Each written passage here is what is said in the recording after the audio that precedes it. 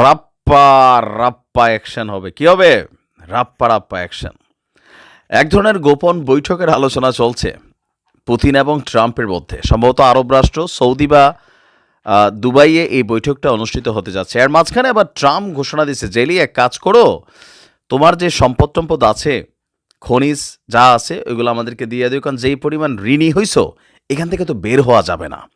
Jelly তো পড়ছে মাইনকার চিপায়। আমার ধারণা যে পুতিন এবং ট্রাম্পের মধ্যে একটা গোপন কানেক্টিভিটি আছে। জেলি যেন তাড়াতাড়ি রাজি হয়ে যায়, সেই কারণে সম্ভবত পুতিনরে একটা বার্তা পাঠিয়ে দিচ্ছে ট্রাম্প যে তুমি চুপ করে আছো কেন কাকু, খেলা শুরু করে দেয়। দর্শক, গেল কয়েকদিন যাবৎ কিছুটা স্থিমিত ছিল রাশিয়া ইউক্রেন যুদ্ধ, কিন্তু আজকে পুতিনের পক্ষ থেকে মোটামুটি একটা মিনি কেয়ামত চালু হয়েছে ইউক্রেনে। আর এই হামলার পরে ইউক্রেন তার বিশ্ব যে শক্তি আছে, পশ্চিমা শক্তি, তাদের দৃষ্টি আকর্ষণ করে বলেছে যে এই হামলাকে রুখতে হলে, ইউক্রেনকে বাঁচাতে হলে তাড়াতাড়ি মেশিনারিজ দরকার, টাকা পয়সা দরকার। ঘটনার প্রেক্ষাপট হচ্ছে, গেল কয়েকদিন আগে রাশিয়ার অভ্যন্তরে কুরস্কে বেশ কিছু অভিযান চালিয়েছিল ইউক্রেনীয় সেনারা। সেখানে উত্তর কোরিয়ার সেনা থেকে শুরু করে রাশিয়ান কয়েকজন সেনাও কিন্তু নিহত হয়েছে। আর এই যখন প্রেক্ষাপট এবং পরিস্থিতি, রাশিয়া একটা বড় ধরনের ক্ষেপণাস্ত্র হামলা চালিয়েছে।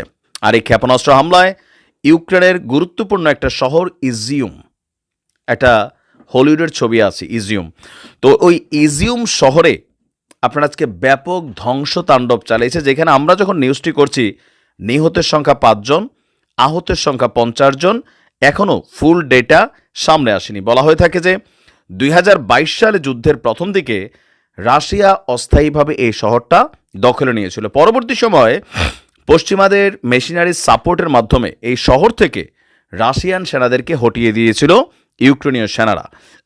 তো সেই শহরটাকে আবারও পুনরুদ্ধার করার জন্য এই ব্যাপক হামলা চলল। হামলার পর জেলেন্সকি বলছে যে এই নিষ্ঠুরতা মেনে নেওয়া অসম্ভব। ইভেন মস্কোর বিরুদ্ধে আরও কঠোর পদক্ষেপ নিতে পশ্চিমা মিত্রশক্তিদের প্রতি তিনি আহ্বান জানিয়েছেন। রাশিয়ার সীমান্তবর্তী খার্কিভ অঞ্চলের গভর্নর ওলেগ সিনেভ বলছেন, রাশিয়ার হামলায় এখানে ব্যাপক ধ্বংসতাণ্ডব চলেছে। আর এখানে ধ্বংসস্তূপে, বিশাল এই শহরের অধিকাংশ ভবনগুলো এখন ধ্বংসস্তূপে পরিণত হয়েছে। জেরি বলছে যে হামলায় নগর পরিষদের ভবন ক্ষতিগ্রস্ত হয়েছে, 5 তলা আবাসিক ভবন ক্ষতিগ্রস্ত হয়েছে। আর যতগুলো ভবনের উপরে ক্ষেপণাস্ত্র হামলা চলেছে এর মধ্যে অধিকাংশই আপনার বেসামরিক নাগরিকের বসবাস।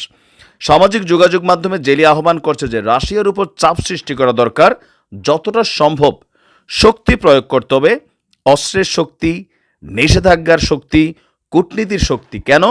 যাতে পুতিনের এই আগ্রাসন বন্ধ হয় এবং মানুষের জীবন রক্ষা পায়। দর্শক, এই শহরটিতে যুদ্ধের আগে প্রায় 45,000 মানুষের বসবাস ছিল। যুদ্ধের শুরুতে রাশিয়া কয়েক মাস পর শহরটিকে দখলে নিয়ে যায়, এরপর ইউক্রেন পুনরুদ্ধার করে। তবে বর্তমানে এই শহরে মানুষের সংখ্যা হাতে গোনা কয়েক হাজার। এর মাঝখানে আবারও রাশিয়ার এই হামলায় ইউক্রেনীয় সেনারা সেখান থেকে পিছু হটেছে। ইভেন শহরটাকে রাশিয়া পুনর্দখল করার দিকে যাচ্ছে। শহরটি যুদ্ধক্ষেত্র থেকে প্রায় 40 কিলোমিটার দূরে অবস্থিত। পুতিন বলছে যে ইউক্রেন যদি এই যুদ্ধে এখন পর্যন্ত এটার সমাপ্তি না টানে, আত্মসমর্পণ না করে, তাহলে রাশিয়ার লড়াইয়ের পরিমাণ আরও বাড়াবে এবং হামলার পরিমাণও আরও বাড়াবে। ইভেন পশ্চিমাদের যে নিষেধাজ্ঞা বা হুমকি ধামকি আসছে, রাশিয়া এগুলোকে পাত্তা দিবে না, তারা তাদের অভিযান পরিচালনা করবে। এমনকি সামনের দিকে আরও ভয়াবহ পরিস্থিতির জন্য জেলিকে অপেক্ষা করার আহ্বান জানানো হয়েছে। দেখা যাক কি হয়। ভালো থাকুন। আসসালামু আলাইকুম।